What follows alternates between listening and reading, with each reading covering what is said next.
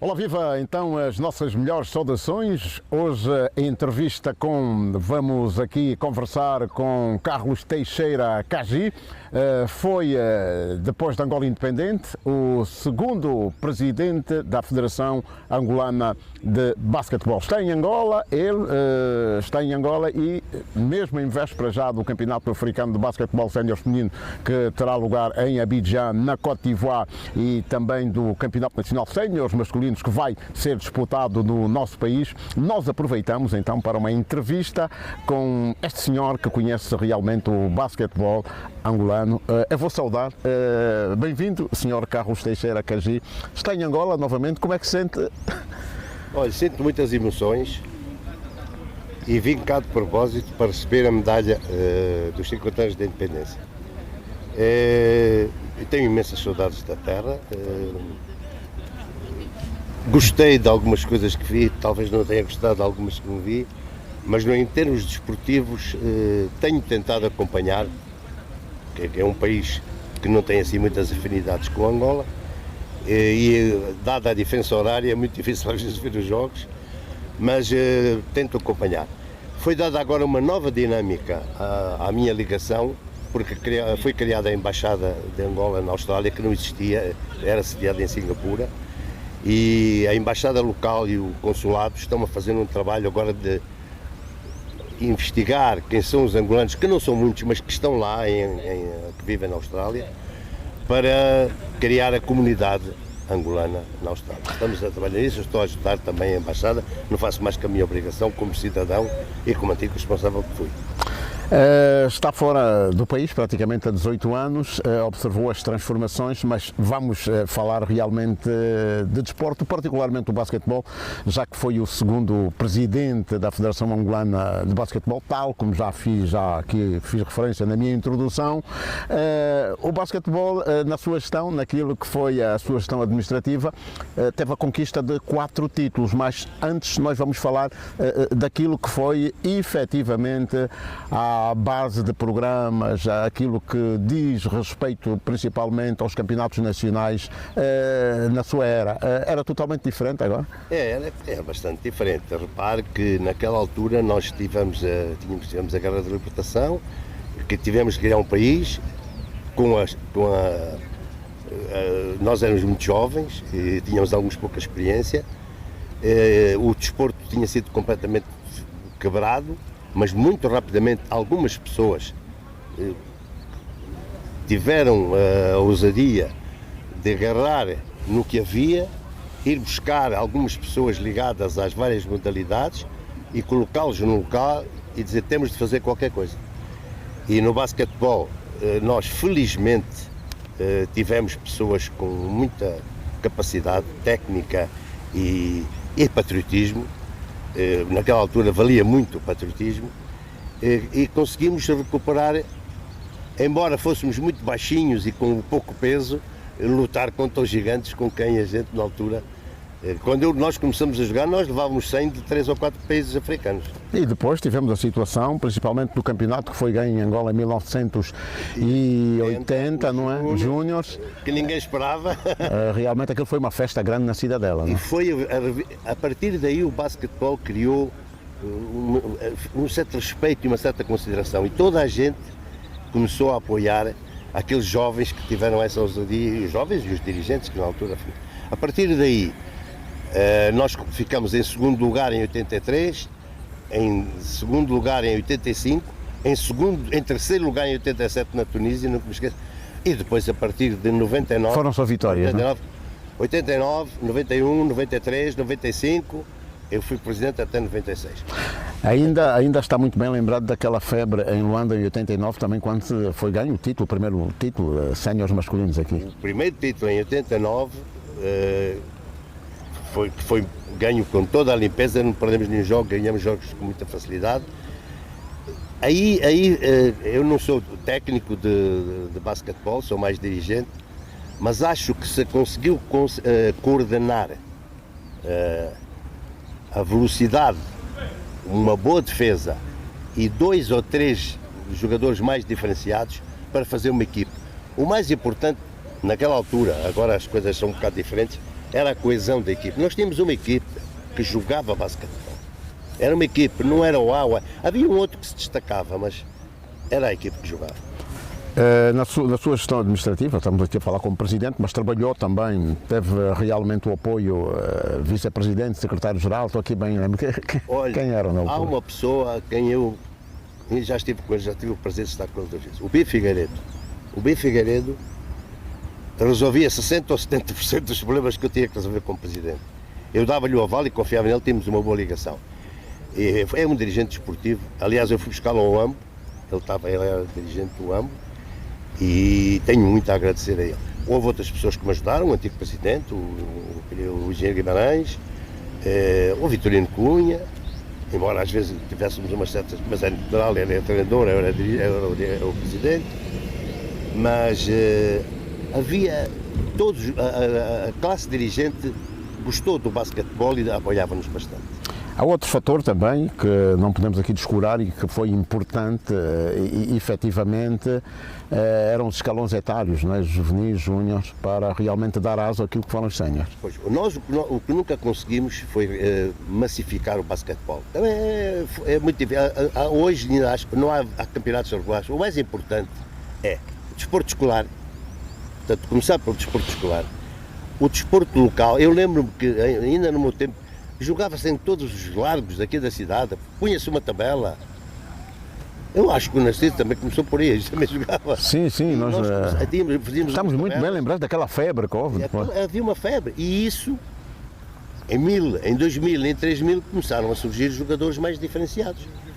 E a partir de uma determinada altura, o basquetebol foi massificado e hoje praticamente já temos alguns profissionais até que nós acompanhamos que estão a jogar. Mas naquela altura foi massificado o basquetebol. Nós estamos aqui a falar do basquete masculino, mas não podemos também descurar aquilo que foi o setor feminino, não é? O setor feminino foi um bocado mais difícil, sabe? Infelizmente, agora as coisas também devem ser um bocado diferentes, mas a verdade é que as mulheres têm sempre um bocado mais dificuldade para estar ligadas ao desporto por causa da questão maternal. Elas ficam grávidas, têm crianças e nós somos um bocado mais, estamos um bocado mais folgados para dedicar-nos às atividades desportivas. Mas no basquete feminino já tivemos algumas alturas e hoje acho que a nossa seleção feminina de basquetebol tem bastante qualidade. Estamos aqui a falar da formação, falamos do basquete feminino. Nós tivemos jogadores que foram considerados ícones. Os jogadores, por exemplo, tínhamos 3 posições, era a posição de base, a extremo e depois ali o posto. Eram jogadores que de uma ou de outra forma tinham uma simbiose, eram versáteis, não é? Olha, os jogadores de quem eu mais destaco, no início foi o Gustavo da Conceição, que era o grande capitão da equipe. O Jean Jacques, pelas suas qualidades, era um homem que não era muito tão alto como os outros matelões que estavam lá ao lado dele, mas que fazia a diferença. E depois temos o José Carlos Guimarães, o Necas, estou a falar da minha altura, né? E posteriormente começaram a surgir já outros jogadores com outras qualidades, com outras condições. Mas temos o Arlando da Coimbra, o Vítor Carvalho, os nossos triplistas natos, como eu costumo dizer, vocês só parem comigo. E houve uma coisa que é muito importante realçar. A partir de 87, quando nós começamos a ir estagiar nos Estados Unidos, que foi uma opção que nós tivemos, e foi graças até a uns contactos que o professor Vitorino Cunha fez com as entidades, a partir daí nós mudamos o nosso estilo de jogo. Nós chegámos lá aos Estados Unidos e andávamos 15 dias, um dia jogávamos, outro dia mudávamos de vila ou de cidade. E a partir daí o nosso basquetebol criou mais condições táticas e mais condições de jogo diferente, porque o nosso basquetebol não tinha muito a ver com o basquetebol africano que se fazia na altura. Falou, por exemplo, nos Estados Unidos, acompanhou muitos estágios, não é? Antes de alguns campeonatos africanos, campeonatos do mundo e também campeonatos olímpicos. Também falou da filosofia do basquetebol, que tínhamos um basquetebol rápido, mas com jogadores baixos, não é? A nossa base era boa defesa, boa preparação física, 2 ou 3 triplistas natos. Mas a base era a defesa. Nós defendíamos todo o campo e aguentávamos o jogo, que não tínhamos naquela altura 20 jogadores para escolher, tínhamos alguns, éramos limitados. mas era um estilo de jogo diferente. O basquetebol que eu vejo agora a nossa seleção fazer, que eu acompanho, tento acompanhar, é um basquetebol completamente diferente. Depois temos jogadores já com 2 metros e tal, que uns jogam na NBA, outros aqui, ali, na Europa, no Real Madrid, no Fenerbahçe. Portanto, é completamente diferente. Em relação ao feminino, as nossas jogadoras evoluíram bastante e ultrapassaram esses problemas sociais que tinham na altura, mas eu também não gostava de deixar daqui um ponto para o handball. Eu tenho muito orgulho no nosso handball, particularmente no handball feminino. O handball feminino evoluiu muito. Estamos então aqui a conversa com Carlos Teixeira Cagi. E eu tenho sempre conseguido. Também tem acompanhado lá na Austrália, não é? Sempre que posso. A diferença de horas não.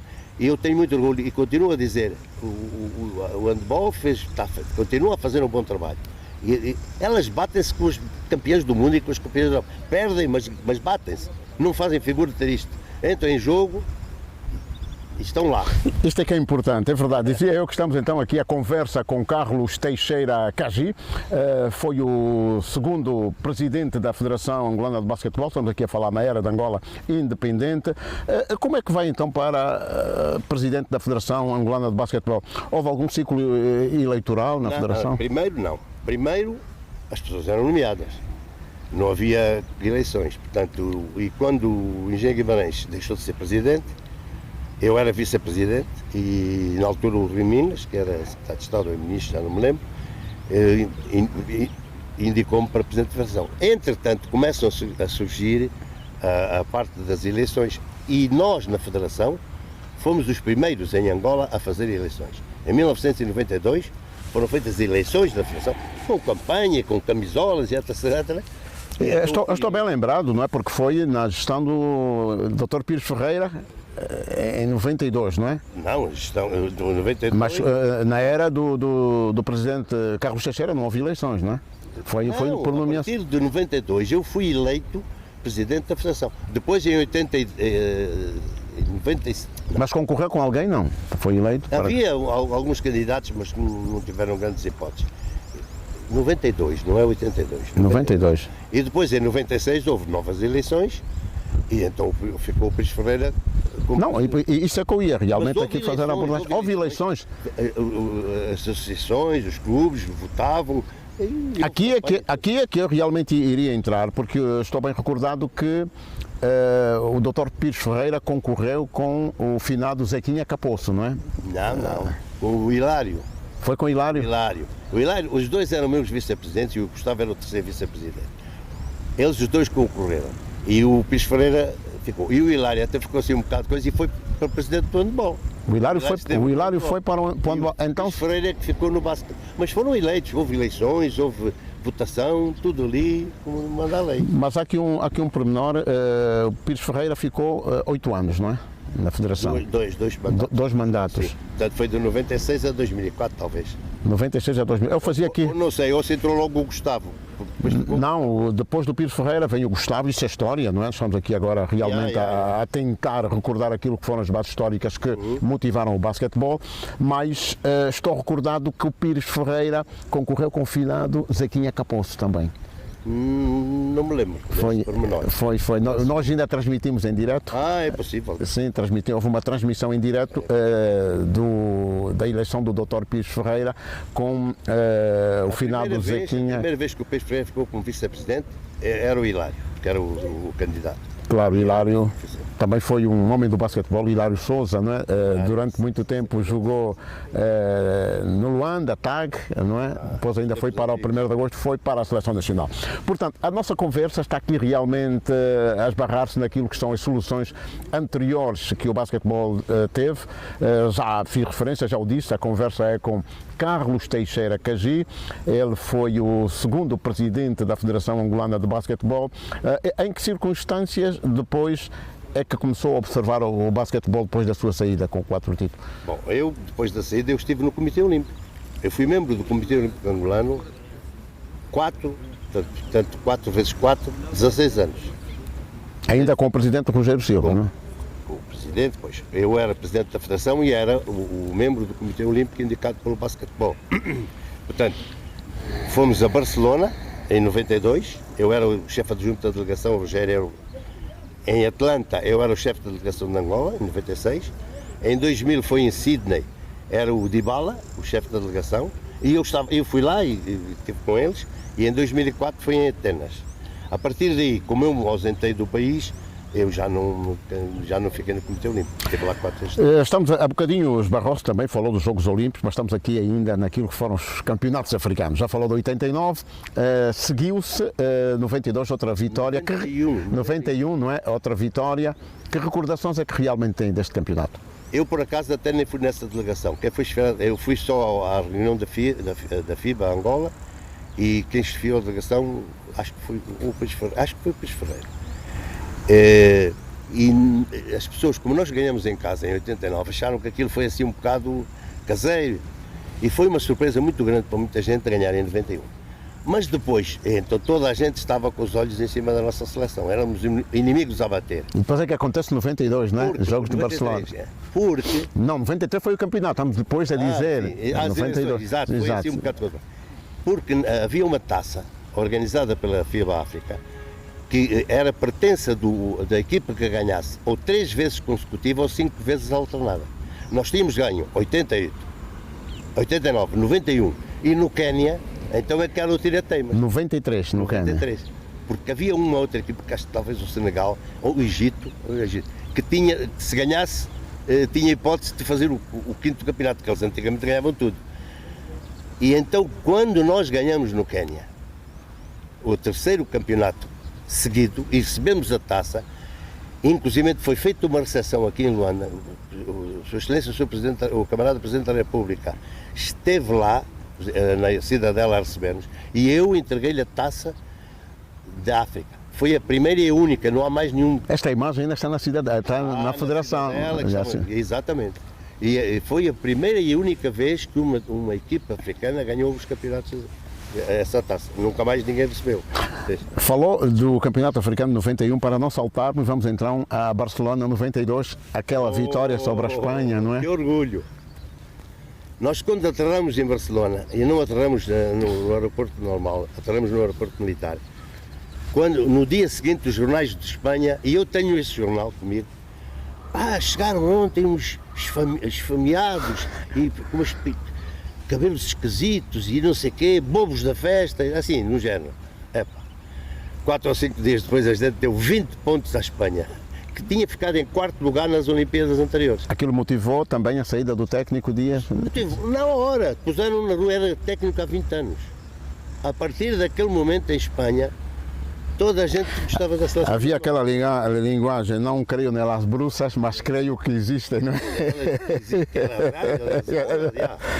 Mas para nós foi muito. Eu nesse dia, nós não conseguimos dormir. Telefonemas dos Estados Unidos, entrevistas, e durante toda a noite foi muito. Ainda está bem recordado desta equipa que evoluiu em Barcelona nos Jogos Olímpicos, equipa de Angola? Sim, mais ou menos, ainda me lembro de algumas coisas, foi há muitos anos. Há muitos anos. E a malta, porque depois nos outros jogos nós perdemos, salvo erro, estávamos a ganhar ao Brasil, mas aquele malandro, que tinha lá um jogador que metia 3 pontos, que era o Oscar Smith. E o gajo mete 3, num minuto, meteu 3 e passaram, ganharam. Com a Alemanha, com o Norsvik, que jogava na NBA. Dirk Nowitzki, o alemão. Viram-se atrapalhados para nos ganhar. Houve 3 prolongamentos, não é? Ora bem, nós batemos. Como é que é? O técnico já era o Alberto Carvalho Ginguba ou não? Não era. Era o Vitorino Cunha, não é? Alberto Carvalho Ginguba. O Ginguba não é do meu tempo. Não é do tempo, aparece depois. No meu tempo era o Vitorino e depois foi primeiro no Egito foi o Romero, o Beto Portugal e o... De Tonecas não foi? Toninho Sofrimento. Toninho Sofrimento, não é? E depois é que foi o Vitorino e depois o Romero, alternavam. E depois de eu ir embora, sei que foi o Mário Palma. O Mário Palma, que é nosso. Não, quer dizer, o Mário Palma é um técnico conhecido. Já agora, que relação é que realmente pode traçar aqui em função dos técnicos com quem trabalhou? Olha, são todos muito diferentes, mas todos eles com muita qualidade. A começar pelo Vitorino Cunha, que era uma pessoa muito disciplinada, mas, por exemplo, para mim, o Mário Palma, a orientar o jogo no campo, é como eu costumo dizer, é jogador de póquer. Ele mete o jogador na hora e tira o jogador na hora. O Vitorino ia mais em estatísticas. O Romero fazia o meio, quer dizer, tinha um bocado de versatilidade para, portanto, a tática e para o rigor dos treinos e das estatísticas. Eram três muito diferentes, mas todos eles muito bons. O Romero, depois da vitória, ganhou um campeonato, 95, perdeu em 97, já realmente... Sim, em 97 já perdeu. Perdeu... Já não era presidente, mas acompanhava, logicamente. Todos nós aqui, parava tudo, que é para ver os jogos de basquete. E como é que caracteriza o atual momento do basquete? Tem acompanhado? Já fez referência? Eu acompanho, não com alguma dificuldade. Primeiro, pela diferença de horas. Segundo, que há muito mais torneios e muito mais campeonatos, e nós temos as equipes até a nível de clubes. E vou-lhe dizer uma coisa muito sincera e honestamente. Eu acho que nós hoje temos muito bons jogadores de basquete, com qualidade. Alguns jogam na NBA, ou pelo menos um, ou na Liga da Europa. Era o Bruno Fernando, agora está em Espanha, não é? Está em Espanha, no Real Madrid. Mas não se consegue fazer uma equipe, não sei. Eu acho que no jogo, eu tenho visto jogos e sinceramente, não, há aquela coesão, aquele sentimento de grupo. Há ali qualquer coisa que não. E em termos de treinadores nem quero falar. Quando começam a ter treinadores de videoconferência, como eu costumo dizer, que vêm por Paris e nem acompanham a seleção, isso, desculpem lá, os meninos que estiveram lá a tomar conta da Federação de Basquete nessa altura, para mim foi um erro crasso. Nós somos angolanos e temos em Angola qualidade, treinadores, árbitros. Nós tivemos árbitros que marcaram presença a alto nível na arbitragem, é verdade. Está a falar do Nelson Campos, por exemplo? Por exemplo, eram pessoas que eram o baganho, eram respeitados a nível internacional. Já não falo a nível da África, a nível internacional. Portanto, o que é preciso... Só que não podiam apitar as finais. Estávamos lá nós, mas é preciso, não sei, eu sinceramente, como já estou há algum tempo fora, não conheço bem os meandros, mas está... E depois o treinador, não sei... baseia-se em estatística. Mas aqui é um aspecto que é importante nós também referirmos, foi quando saiu, realmente, quando saiu da Federação, deixou alguém de confiança, porque venceu as eleições, foi o Pires Ferreira, trabalhou com o Pires Ferreira. Que observação é que faz também? Não, eu acho que eles fizeram um bom trabalho. E o perdermos um campeonato, não pode ganhar sempre. Se a outra equipa é boa e jogou melhor, foi o caso que aconteceu em 97, penso eu, não é por eu ter deixado de ser presidente que nós perdemos o campeonato. E o Pires Ferreira fez muito bem. Foi no Senegal, perdeu-se o campeonato. Mas depois, eu acho que a partir daí é que começaram a aparecer assim umas improvisações, para mim, um bocado esquisitas. Mas depois do campeonato veio uma vez mais para Angola, 99. Eu até estava cá e até nem fui ver nenhum jogo, mas agora, vamos organizar o Afrobasket dos 50 anos. Eu espero que realmente esteja... Já ouvi para aí uns pruridos, mas eu não meto nisso porque não conheço por dentro. Mas nós temos que ganhar aqui em casa, não vale a pena. Sem... Porque temos um sexto jogador que é a nossa claque. A nossa claque é terrível, é ótima. Sem descurar o ciclo evolutivo das outras equipas, porque nós temos 11 títulos, mas desde 2013, está muito bem lembrado, provavelmente, a orientação de Paulo Macedo, ganhamos na Côte d'Ivoire e até agora registra-se uma seca. É isso aí, é o que lhe digo. Mas quando fala isso é com algum sentimento de menosprezar os adversários? Eu acho que se descuidou aqui um bocado a nossa organização, na minha opinião. Porque veja, o Sudão, no nosso tempo, eu perguntava, mas aqueles homens são tão grandes, tão compridos, e nós damos uma sorte. Hoje o Sudão, e eu até tenho o privilégio, eu conheço 2 jogadores do Sudão, que jogam lá na Austrália. Por coincidência, o meu filho, onde trabalhava, estavam a patrocinar uma equipa onde jogava lá o Deng, são 2 Dengues. E jogava. Mas está a falar do Lu Deng, aquele que jogou na NBA? E o filho apresentou-me. Você sabe com quem está a falar? Este senhor dava-vos surra. E ele ficou sem ter um candidato. A partir daí ele está a jogar na Tasmânia, com quem eu tenho lá amigos. E temos conhecemos-nos.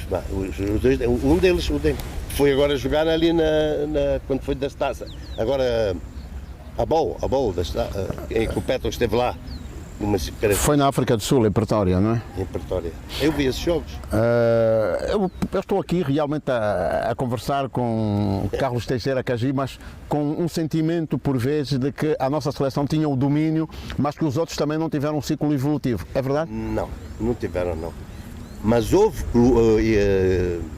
países que evoluíram muito em relação ao meu tempo. Assim, por exemplo, o Sudão. A Tunísia nunca me disse grande coisa, até lá os jogadores já muito velhos, mas há países aí que estão a apresentar um basquete. Nós temos de ter cuidado.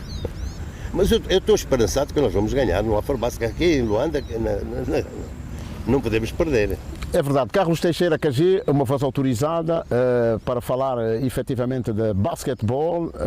Já aqui também o dissemos, dos presidentes que geriram a Federação Angolana de Basquetebol. É sempre bom realçar aqui que na sua gestão ele esteve realmente à frente da Federação durante 14 anos e dentro desses 14 anos conseguiu... Pois, eu não gosto de gabar, nem 4 títulos. Gabar, porque eu sou uma pessoa conhecida e sabem que eu sou modesto, mas também gosto, tenho um certo orgulho naquilo que é.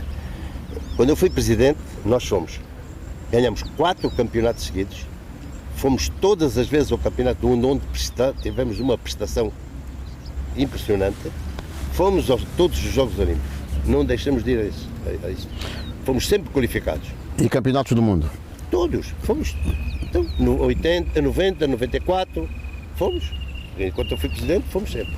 Em Buenos Aires, eu estive lá, até tenho uma bandeira que até vou oferecer à nossa embaixada agora, porque aquilo é uma coisa histórica, uma bandeira que me deram, eu vou dar à nossa embaixada, acho que fica melhor na embaixada do que em minha casa, que me ofereceram como chefe de delegação em Buenos Aires em 1990. Depois em 94 foi no Canadá. Foi no Canadá, mas aqui nós passamos realmente naquilo que é o ciclo da nossa conversa de poder fazer uma abordagem especial. Depois de termos batido a Espanha, jogamos com os Estados Unidos também, não é? Não, primeiro antes jogo, foi os Estados Unidos. E até se passou, até vou contar um incidente engraçado que se passou. Antes foi com os Estados Unidos, não é? O primeiro jogo que os Estados Unidos fizeram com as equipes da NBA nos jogos da FIBA foi contra Angola. E estava lá o Michael Jordan. Aquele foi o Dream 1, não é? Aquele é que era o Dream. E eles vieram ao nosso balneário, estiveram lá com os nossos jogadores. Aquilo era uma seleção séria. E então, havia lá uns angolanos que queriam bilhetes e não sei o que, não conseguiam. Porque não há bilhetes. E eu disse a eles, olha, se vocês não arranjam bilhetes, a minha equipa não vai jogar. Os gajos apanharam um susto, éramos penalizados, mas eu joguei. E eles arranjaram bilhetes para esses moços entrarem. E entraram lá no... Há aqui algumas histórias caricatas, né, como presidente, que quando a nossa equipa entrou realmente para o pavilhão, para a quadra, que os nossos jogadores ficaram entretidos também a ver as sapatilhas e equipamento, é verdade. E sabe que eles respeitavam-nos muito. Eles vinham, os americanos vieram ao nosso balneário, o treinador e os jogadores, falar com os nossos jogadores, por respeito. Nós, em Ferrol, isto em 86 ainda não era presidente da Federação, mas já estava na Federação. Foi em Espanha também, não é? Foi a primeira vez que nós fomos a Campeonato do Mundo, foi em 86 em Ferrol. 86. E levava uma equipa onde já ficavam jogadores como Paulo Macedo. Estavam ali a começar, até estavam lá os israelitas a jogar também nesse jogo, eu lembro. E com o jogo com o Uruguai, nós estávamos a ganhar o jogo por 6 pontos, ou que era quase no fim. Os árbitros roubaram de tal maneira que o Uruguai ganhou. Bem, a equipe de arbitragem teve sido escolta da polícia, porque os espanhóis queriam dar porrada nos árbitros, porque nos roubou, porque nós é que devíamos ganhar. E quando a nossa equipe saiu, puseram-se todos de pé a bater palmas. O resultado naquela altura não foi abismal ainda? Nunca. O único jogo que perdemos com mais vantagem foi com os Estados Unidos, e mesmo assim, em Barcelona, não perdemos por tantos pontos como muitas outras equipes, muito mais credenciadas. Já que volta a Barcelona, eu tenho mais ou menos em mente a equipa. Jogava a extremo também o Aníbal, não é? Sim, senhor. O base, nesta altura, foi o Paulo Macedo. Era o Paulo Macedo. Depois tinha o David Dias, tinha o Jean Jacques. Zé Carlos Guimarães, não é? Zé Carlos, Carlitos, né? É verdade. Era uma grande equipe. Eu já não lembro o nome de todos os jogadores, mas lembro. Há instantes fez relação à saudade que tinha destes jogadores. Começa a ficar difícil a esta geração realmente seguir aquelas pegadas. E sabe uma coisa muito curiosa? Eu ainda hoje mantenho relações e tenho contacto com esses jogadores, via Facebook. Eles mandam-me mensagens, eu também lhes mando a eles. Continuo aquilo que eu chamo a família do basquetebol. É verdade, a conversa com Carlos Teixeira Cagi está a fluir, mas nós vamos aqui aproveitar realmente para fazer uma breve paragem, um breve intervalo, e depois vamos regressar para realmente podermos aqui entrar noutras abordagens também relativas ao basquetebol sénior masculinos. Até já.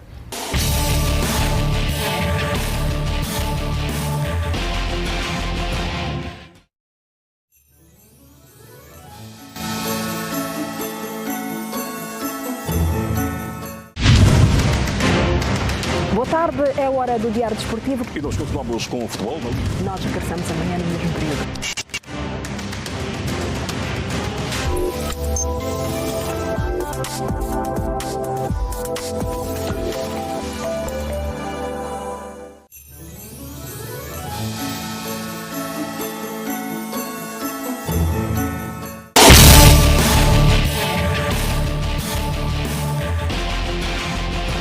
Então estamos de volta uma vez mais para aqui ir à conversa com Carlos Teixeira Cagi. Já aqui fizemos referência, foi também um dos presidentes da Federação Angolana de Basquetebol. No seu consulado podemos dizer que conquistou 4 títulos como dirigente. Carlos Teixeira Cagi, estávamos aqui a conversar, depois da sua saída, Angola teve algumas bases evolutivas, principalmente em termos de infraestruturas. Já viu, em termos de pavilhões, o que é que realmente a Angola fez? O problema que a Angola tem é que nós fazemos as instalações e depois não temos cuidado em as manter. As manter do ponto de vista físico e utilizá-los, porque você sabe que os edifícios, se não forem usados e não forem regularmente, perdem... Problema de manutenção, não é? Exatamente.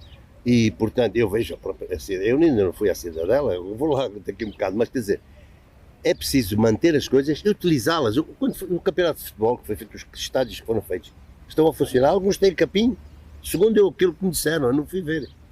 O estádio tem capim no chão. Quer dizer, é preciso fazer a manutenção e utilizá-los, o importante é utilizá-los. Lá está, desporto escolar, desporto de bairro, facilitar a utilização condicionada, utilizar... para massificar o desporto. Eu via jogar aqui no Largo Tropical, no Largo não sei o quê, termunos lá em cima, os formiguinhas e não sei o quê, a volta a fazer aquele termuno de fim de semana. Isso ainda existe. Aqui um aspecto, está a falar nos formiguinhas, está a falar também noutros campeonatos que Angola realmente já conseguiu organizar.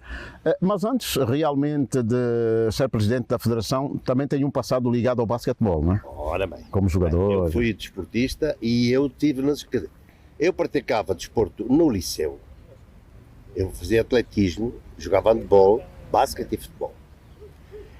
E depois também tínhamos de bairro. Nós, ao fim de semana, organizámos o termuno. O bairro do Café, onde a gente morava, conta as engambotas. O Nicola estava lá embaixo. A malta fazia um termuno. Domingo de manhã. Um termuno, os pontapés e tal. Eu fraternizava. Ou contra o bairro do Cruzeiro, hoje Patrício do Mar. Quer dizer, nós praticávamos o desporto seguido. E depois enquadrávamos então nos clubes. Bem, federado. E no desporto federado, com quem é que jogou, afinal de contas? Eu joguei. Em clubes, com quem é que jogou? A minha família era sportinguista de Gema. Só que, como o Sporting, primeiro era no Balão, eu morava no bairro do Café, era muito longe. E depois foi lá para baixo para os Coqueiros, que foi a nova sede do Sporting. E o Benfica veio ali para onde é a rádio, por trás do Tropical, era ali o estádio do Imbondeiro, como a gente chamava. O Benfica estava a 200 metros da minha casa. A minha mãe, inclusive, ia assistir aos treinos se fosse preciso. Então nós fomos jogar no Benfica.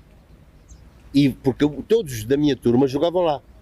Nelson Gaspar, o Vitorino, o Benina, e o Orlando Albergaria. O António Henriques Tonecas também fazia parte desta altura. Esse é miúdo, ainda mais novo que eu. Eu já tenho 80, Narciso. E, portanto, nós estávamos ligados ao desporto escolar durante a semana, ao fim de semana dos clubes. E tínhamos o desporto federado ainda, íamos fazer uma... Eu joguei futebol, eu joguei basquete no Benfica e ainda fiz um ano de futebol. Joguei contra o presidente José Eduardo Santos, ele jogava na Holanda. Eu joguei contra ele. No liceu jogávamos na mesma equipe, mas ali jogávamos um contra o outro. E mais tarde, então, quando eu fui para a universidade, com 19 anos, criámos o Centro Desportivo Universitário. Eu sou fundador do Centro Desportivo, sócio número 5, do Centro Desportivo Universitário de Angola. Criámos o nosso clube. Pá, não fazia sentido eu ir jogar no Benfica. Então eu jogava no Codua. Joguei no Codua basquetebol. Entretanto, acabei o meu curso, fui para a tropa, para o AMBO. E já não jogava. Depois casei, comecei a ter o primeiro filho. Mas no AMBO, como eu estava lá, havia o Codenol, Centro Desportivo Universitário de Lisboa. Então a malta, eu jogava basquete no Codenol e handebol no Benfica do AMBO. Então ainda tem alguma recordação ligada, por exemplo, à outra geração? Que jogadores falou no Nicola, quem foram os outros colegas?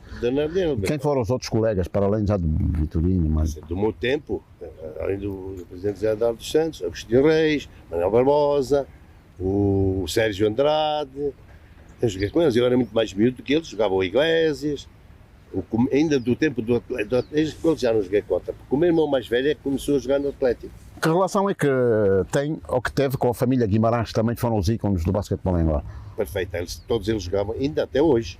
Eu tenho uma relação muito profunda com eles, somos como irmãos, sempre nos dizemos bem, uns da mesma idade, outros um bocado mais velhos. Eu conheci, só você ver, eu ainda conheci o pai do engenheiro Guimarães. Portanto, nós tivemos sempre uma ligação, eles todos sportinguistas, mas sempre amigos. Nós, depois do jogo, jogámos no Benfica, mas sempre nos demos bem, respeitámos-nos. Lá no jogo, ganhava quem podia ganhar. Eu aqui fiz referência realmente à família Guimarães, por ser uma família que realmente está ligada ao basquetebol e que tem realmente um passado ligado ao desporto. Tem, sim. Ainda recorda-se realmente dos campeonatos que fazia, já que falou no Atlético, no Sporting? Antigamente não havia transportes, aquela circulação toda. Nós íamos a pé e as camisolas eram lavadas em minha casa. Nós é que levávamos o nosso equipamento mesmo para jogar no Benfica, naquele tempo. Eles vão dizer, onde a gente é que fazia aquelas sapatilhas melhorzinhas que a gente tinha. A partir de uma determinada altura é que se começou a investir mais no desporto. E eu nessa altura já estava mais preocupado e com outras preocupações, que eram os estudos. Eu com 18 anos, com 19 anos, fui trabalhar e estudar. Não tinha outra hipótese. E ainda jogava. É verdade. Nós estamos aqui a falar então daquilo que foi o processo do basquetebol, um processo, um tempo que já lá vai, mais a vida dinâmica e, sem margem de dúvidas, depois de Pires Ferreira deixar a Federação, já falou aqui do Pires Ferreira, vem o Gustavo da Conceição, não é? Que, diga-se, na sua gestão também ainda jogou, não é? O Gustavo, eu conheci-o ainda no Egito, em Alexandria. O Gustavo era o capitão de equipe. E depois, quando eu fiz a primeira, em 80, ainda antes, quando fui nomeado, portanto, em 87, eu puxei o Gustavo para vice-presidente, porque acho que devia haver uma continuidade de gente mais nova, sangue novo. Como se o Gustavo vem como vice-presidente, mas depois não consegue suceder-lhe, não é? Não, depois não, mas isso, naquela altura era o Pires Ferreira e o Gustavo e o... Quantos vice-presidentes é que tinha? Três vice-presidentes. E uma vice, eu até ainda pus para ver se dinamizava o basquetebol feminino, mas não tive muita sorte nas pessoas que escolhi, porque não deram dinamismo ao basquetebol feminino. E essa foi uma das minhas, digamos, um dos pontos fracos. Não consegui dinamizar bem como eu gostava o basquetebol feminino. Entretanto, depois o Pires Ferreira... Está a falar em basquetebol feminino. Em 83 foi na sua gestão que houve cá o campeonato africano de basquetebol sénior feminino? Não. Onde o Tunecas, António Rios, foi o técnico? Não, isso ainda era... Foi o José Guimarães, não é? José Guimarães é que era. Eu só em 87 é que fui nomeado Presidente da Federação. E depois em 89 é que... Depois em 92 fizemos as eleições. E em 89 fizemos o Afrobasket cá. E em 92 é que houve as eleições. A partir daí tudo começou a ser feito com eleições da Federação. Eleitoral, votos, etc. Até hoje. Há instantes esteve a falar do basquetebol sénior feminino e nós vamos aproveitar também já agora, uma vez que Angola vai disputar mais um campeonato. Angola ganhou em duas situações, basquetebol sénior, estamos aqui, foi em 2011 no Mali e depois revalidou o título em 2013 em Moçambique, em Maputo, mas desde aquela fase Angola não consegue encontrar-se. O que é que tem a... É verdade, o que é que tem a dizer? Eu acho, eu vi... Porque antigamente o papel eram as senegalesas que controlavam, sim. Não? Mas o Moçambique costuma ter boas equipes femininas, mas eu gostei bastante de ver a equipe feminina que jogou agora há uns tempos num torneio que houve. Acho que foi o apuramento com Moçambique, não é? Exatamente. Angola ganhou, Moçambique ganhou também o jogo. Impôs-se e vamos lá ver. O nosso basquete feminino Vamos lá ver como é que vai correr o campeonato. Bem, Vai começar agora. começa já no dia 27 até dia 3 de agosto. Vai ser na Côte d'Ivoire. Vai ser aí. Mas pela experiência, falou realmente do ciclo evolutivo que Angola tem, de Moçambique, as senegalesas dominavam o basquetebol anteriormente. Ali para a África do Norte, tem realmente referências também do basquetebol feminino? O basquete feminino não é muito Egito, Tunísia, não são. Em masculino sim, mas em feminino. É mais África Central, Angola e Moçambique. África do Sul não, nada. É Angola, Moçambique e África Central. Na sua gestão, havia muitas equipas de basquetebol sénior femininos, não é? Não havia muitas. Esse é um dos problemas que nós temos. Nós não conseguimos. Só se faz campeonato em Luanda. É preciso fazer campeonatos em Benguela, é preciso fazer campeonatos na UIA, é preciso fazer campeonatos em todo o lado, escolares e federados. Não havia muitas, mas as províncias participavam dos campeonatos nacionais. Mas olha, há uma coisa. Quando nós começamos com o basquete, depois da independência, a nossa equipa levava surra da Costa do Marfim, os gajos vinham cá, se baixavam por frente e por trás. Nós só quebramos isso num campeonato, num torneio militar. Nós estamos aqui a falar dos séniores masculinos, estávamos nos femininos. No feminino, na minha altura, o feminino tinha uma equipe muito fraca, não era. A partir de agora, ou de uns tempos, acho que está muito melhor.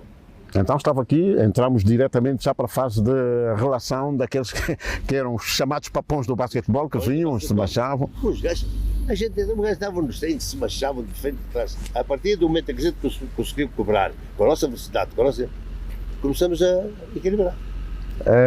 Ainda tem realmente aquela grande recordação também do primeiro campeonato nacional, embora não tenha sido na sua gestão, foi do engenheiro José Guimarães. O Ferroviário foi o primeiro campeão nacional e que relançou realmente aquilo que foram as bases. Pois, as bases para depois surgir aquela equipe de júniores e a equipe de... Claro. Sim, foi o Ferroviário, na Vila do Coutinho naquela altura não havia. Havia depois o Luanda, não é? Luanda. Havia o Luanda que depois transformou-se em TAG, não é? Porque os jogadores tiveram todos que sair do Luanda e foram para realmente a equipa de TAG, que agora é o Atlético Sport Aviação, não é? É verdade. Falando ainda daquilo que são os seus conhecimentos em termos de basquetebol, e já que está a viver na Austrália, tem conhecimento de jogadores, já que disse também que há uma pequena comunidade angolana, tem conhecimento de jogadores lá na Austrália? O Vata veio, não viemos no mesmo avião, veio receber a medalha também. Vinha eu e vim o Vata. Mas o Vata vive em Melbourne, eu vivo em Brisbane.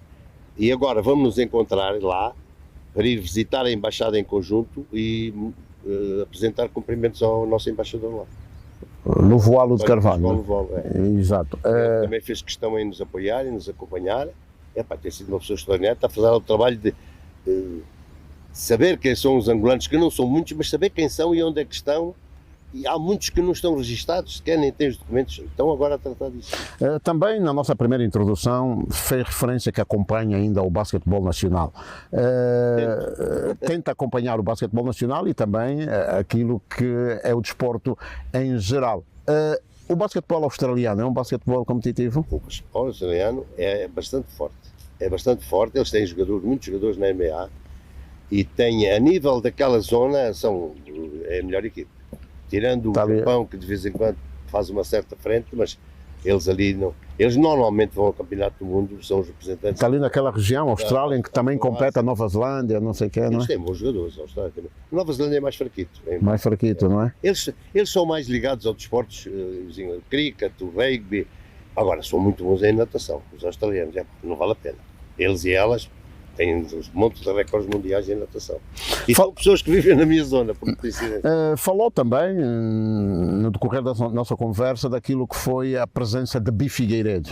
Bi Figueiredo, durante muito tempo, secretário-geral. É o meu secretário-geral ainda. O seu secretário-geral, não é? É uma pessoa que ganhou muito tempo.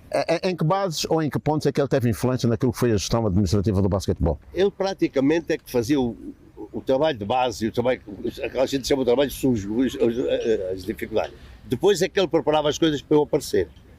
E ele era muito bom nisso. E é uma pessoa com muitas qualidades. Bem, nós estamos a falar de homens que ajudaram a gerir, mas não podemos também olvidar, não nos podemos esquecer daquilo que foi o papel do Estado, não é? Perfeito. Através do Ministério do Desporto. O Ministério da Juventude e Desportos, também tínhamos às vezes para ter um bocado de pé. Na altura quem era o ministro? Na altura quem era? Nós tivemos, eu lembro-me do Rui Mingues, foi que deu início, depois foi o Sardinha de Castro, Ainda foi, já não apanhou do Justino Fernandes, pois não? ainda apanhei o Justino Fernandes, Claro. com quem, que era meu colega do liceu, O Marcos Barrica ainda, pai, já não? o Marcos Barrica também ainda. Eu ainda estive muito tempo ligado ao basquete, praticamente até 2004, estive ligado. Que tipo qual era o apoio em termos da efetividade, já que, por exemplo, hoje existem muitas situações? Nós tínhamos o apoio incondicional do Estado. O problema era do ponto de vista económico, monetário. Primeiro porque os jogadores tinham as suas necessidades e nós procurávamos arranjar alguns apoios. Conseguíamos alguns apoios da Sonangol, da Frescangol, algumas empresas que nos davam uns apoios, uns suportes. Mas o Estado realmente sempre nos apoiou. Não como nós gostaríamos, claro, como sempre a gente pretende um bocado mais, até por causa dos jogadores, mas nós tivemos uma boa ligação, muito boa ligação com o Estado, sempre. Quando fala em apoios, nós também podemos entrar aqui já no campo, principalmente de motivação dos jogadores naquilo que eram os prémios. Como é que eram? Eram muito fraquinhos. Os jogadores tinham muito patriotismo. Eles eram muito sacrificados e eles, pela camisola, faziam tudo. Muitos sacrifícios. E, inclusive, havia muitos problemas alimentares.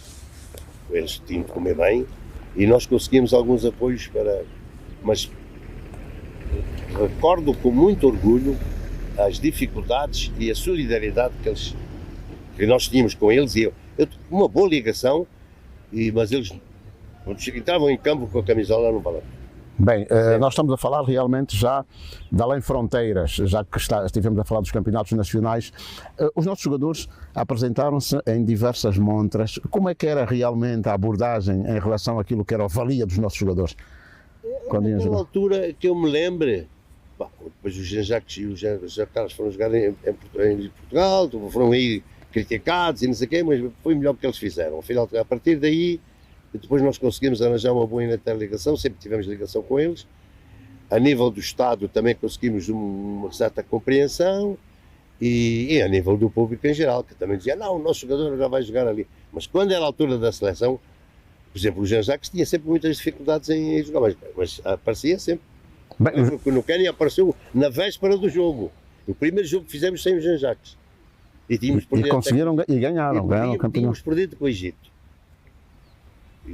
Mas o Jean-Jacques chegou, era uma pedra naquela altura muito importante na equipe, até porque era alto. Mas depois não, era difícil, os clubes achavam que por ser África, que não eram obrigados a jogar. Eu disse, vocês não conhecem os regulamentos da FIBA. Se ele não jogar pela nossa seleção, não vai jogar no vosso clube. Vocês desconhecem isso. E mostrava-lhe os artigos. No Benfica, no Setúbal, eu tinha de ir lá falar com eles.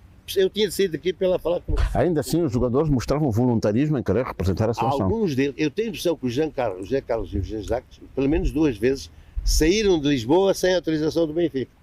Tenho a impressão, não tenho a certeza. Para dar o seu contributo à seleção nacional. Para jogar, contributo à seleção nacional. Fala-se muito, por exemplo, da ausência de muitos jogadores na Liga Norte-Americana. Nós tivemos o Bruno Fernando agora e saiu, foi jogar para o Real Madrid. Acho. Naquela altura, acha que o Jean-Jacques já tinha potencial para jogar na Liga Norte-Americana? O Jean-Jacques não tinha peso. E a altura, o Jean-Jacques tem 1,99 m e pesava, sei lá, 100 kg. Aqueles gajos pesam mais de 120, 130 quilos e têm mais de 2,10 m.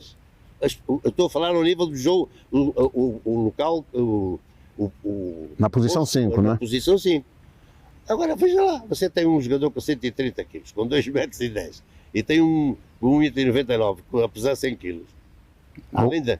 O Jean-Jacques saltava mais que eles, mas bem, estamos a falar de um Jean-Jacques que é da posição 5, mas eu tenho que regressar e também falar do Zé Carlos, que por exemplo era um extremo. O Zé Carlos também não era muito alto, mas era um jogador muito possante. Mas eu acho que o Zé Carlos nessa altura não teria ainda, teria de ir para os Estados Unidos. Eles têm fisioterapeutas, têm massagistas, têm banhos disto, banhos daquilo. A malta não tinha nada disso. Mas ainda assim houve o reconhecimento, principalmente por parte do Jean-Jacques naquela altura, para fazer parte do Hall of Fame. Sim, fui visitar a Hall of Fame. Vamos lá, a equipe foi toda lá. Foi uma honra muito grande e agora foi o... Depois foi o Ângelo Vitoriano, nós estivemos em Manila, realmente acompanhamos. Eu até estava para ir lá, estava a tentar ir lá, porque era ali perto de mim. Estava a tentar ir lá, fazer-lhe uma surpresa. Nós estivemos lá realmente e acompanhamos. O Ângelo Vitoriano foi uma pessoa... Aliás, os 3 vitorianos... Os 3 manos naquela altura, não é? Arrebentavam, o Baduna... Já agora, conte-me um bocadinho, que recordações é que tem do Ângelo, do Puna e do próprio do Baduna? Carvalho, deles todos. Eu sempre me dei muito bem com eles. Muito bem com eles, com o Zé Carlos, com o Jean-Jacques. Aliás, às vezes em Lisboa, que os meus filhos estavam lá a estudar, nos encontrávamos, eles puxavam-nos para a mesa deles, com os meus filhos. Sempre teve um bom relacionamento com os jogadores. Sempre, com todos eles. Acha que depois do Jean-Jacques e também o finado Ângelo Vitoriano, ainda a Angola vai produzir mais jogadores para passarem nessa esteira, essa passarela que é o Hall of Fame? Tenho certeza que hoje Angola, eu ouvi falar aí nos nomes que estão a ser procurados, eu tenho a certeza que irão impor também. Eu acho que sim. Temos potencialidades. Isso é preciso a mentalidade de ganhador e de lutadores. Nós vamos conseguir. Se eles conseguirem, nós também conseguimos. Por que não? Nós já aqui fizemos referência dos campeonatos africanos em que Angola realmente participou. A sua gestão observou 4 títulos, mas temos que ir muito mais além, já que a imposição de jogadores, muitos jogadores não tiveram a possibilidade de sair para dar outro salto, principalmente para a Europa. Quais foram as motivações? Eu acho que foram as condições financeiras. E também, isso que você disse, o salto para outro patamar. Porque não é a mesma coisa jogar no Benfica Lisboa ou no Real Madrid. E para chegar lá... Na sua ótica, havia jogadores aqui com esse potencial para jogar nessas ligas? Porque naquela altura havia já jogadores com potencial. E também não ia um bocado, porque a malta às vezes é um bocado rigorosa e criteriosa demais. Porque ele abandonou-nos, foi jogar para não sei. Não, desculpa lá. Então um angolano que vai jogar na França ou nos Estados Unidos não deixa de ser angolano. Desde que mantenha a sua ligação patriótica ao país. Ele é que sabe da vida dele. E até por condições económicas tem esse direito, por que não? Por que não? A sua família. Porque eles também têm mulher e filhos, além de jogadores. Mas eu acho que há boas potencialidades. E esses jogadores que eu agora ouvi falar, não me lembro, o Shelton, não a nível já na NBA, mas a nível das universidades americanas, estão a fazer bom trabalho lá. Acho que vão conseguir alguma coisa. Bem, nós para entrar realmente naquilo que é o ciclo, principalmente de se impor tanto na Summer League como a NBA, é um bocado difícil. Mas nós vamos regressar e vamos falar então do campeonato que Angola foi em Marrocos, foi em 80, também fazia parte da federação e que de uma ou de outra forma isso provavelmente também serviu para o pontapé de saída. A Angola perdeu, foi o Mário Palma até a treinar. Sim. Pois, mas quer dizer, o perderam, Narciso, eu acho. Ainda ontem, toda a gente estava à espera que o PSG ganhasse folgado. Perdeu. No desporto há muitos fatores que jogam. E no campo, quem joga melhor ganha. E depois de 80, desse campeonato foi orientado pelo Mário Palma, nós fomos a Mogadíscio, houve um campeonato em que Angola perdeu os jogos, mas com... Já com uma diferença pontual. Mínima, não é? E aí, pronto. Era o Vitorino Cunha que treinava a equipe. O Vitorino rodou, o Vitorino estava ligado depois ao 1º de agosto, depois não estava, depois... Quero falar um pouco também da personalidade dos 3 técnicos, finado Romero, o Vitorino Cunha e Mário Palma. Para mim, todos eles foram belíssimos técnicos, com muitas características, cada um com o seu feitio. E cada um com a sua maneira de ser e de pensar. O Vitorino era um bocado mais rigoroso, um bocado mais fechado, pouco conciliador. O Romero era mais aberto, era mais, entrosava melhor com os jogadores, portanto, relacionava-se melhor com os jogadores, na minha opinião. O Mário Palma era mais uma pessoa de orientar. Quer dizer, ele jogava às pedras, e por isso é que eu dizia que ele era um jogador de xadrez, ele sabe jogar os peões. Porque a preparação era praticamente igual. Nós aqui não tínhamos grandes condições para fazer preparações. Os balneários e os técnicos, como esses gajos lá fora têm. Nós aqui já falamos destes 3 técnicos, mas sabemos que estes 3 técnicos não foram apenas os que impulsionaram o basquetebol. Sim, houve. Existiram outros carolas que deram no Vila Clotilde, no Ferro que deram. Nesta conversa aberta nós podíamos aqui realmente... E não foram só os técnicos, nós tivemos bons árbitros, tivemos bons dirigentes, tivemos alguns jogadores que se destacaram, porque o trabalho era feito, mas realmente o treinador é a pessoa que é mais, quer dizer, quando perde é mau, quando ganha é o Deus, e eram os mais atacantes. Eu lembro que nós, quando ganhamos o Quénia, nós demos uma volta pelo país, fomos ao Luena, fomos a Benguela, fomos ao Ambo e fomos aqui à frente de combate, aqui em Cachito. Os populares, aqueles homens, as pessoas que viviam lá, eles sabiam o nome dos jogadores todos e do treinador, do número da camisola. Uma interação incrível. Eu creio que aquelas vitórias eram um grande incentivo na altura, realmente. Não havia muito para dar e realmente era. E não, a nossa seleção de basquete era muito querida aqui. Quando nós chegamos do Quénia, nós aterramos às 5 da tarde. Eu entrei em casa às 5 da manhã. Andamos por aqui, fomos quase até Viana, nos autocarros, e voltamos, à noite parávamos, bebemos um copo, faz isto, faz aquilo, até às 5 da manhã. A população interagiu com os jogadores. Entravam no autocarro, a gente saía, agora já chega, 5 mil horas, vamos embora. Bem, nós não podemos também olvidar, não podemos esquecer que depois dos títulos que também venceu, Angola chegou a 11 títulos a nível africano. É verdade. Não, sim, é preciso também reconhecer que essa área já não conheço muito bem, mas continuou a ter destaque. Ultimamente, não sei, mas talvez esta seleção, eu não acredito muito, desculpem lá, eu não acredito muito nesses técnicos. Eu acho que temos técnicos nacionais que deviam treinar a nossa seleção. Eu sou intransigente. Bem, então, Carlos Teixeira Caji, dentro desta nossa conversa, realmente está ciente de que Angola pode fazer um bom resultado no campeonato que vai ser disputado no nosso país, não é? Tem, que pode representar bem o nosso país e dar a alegria de ganharmos o Afrobasket. Está numa série, já falamos aqui do Sudão do Sul, mas o Sudão do Sul também evoluiu, não é? Muito, vão evoluíram mais. Eles já estão a ficar um bocado velhotes, já estão a fazer assim, mas eles e jogam por aí espalhados, eles estão lá 2 ou 3 na Austrália, eles jogam na Europa também, acho que... Vai acompanhar os jogos a partir da Austrália? Eu ponho, não fico acordado de madrugada para os ver, mas depois... Em termos de fuso horários? São 9 horas lá mais. 9 horas, não é? 9 horas mais. E portanto, quando estão a jogar, estou eu a dormir. Bem, aqui um aspecto. Angola vai fazer o jogo de abertura em Luanda diante da Líbia. Tem realmente algumas referências sobre a Líbia? A Líbia, tem, a nível de clubes, tem um clube muito forte. Mas a nível da seleção, não me parece que nos vá bater o pé. Bem, eles estiveram agora na Bali, cuidado, tiveram assim...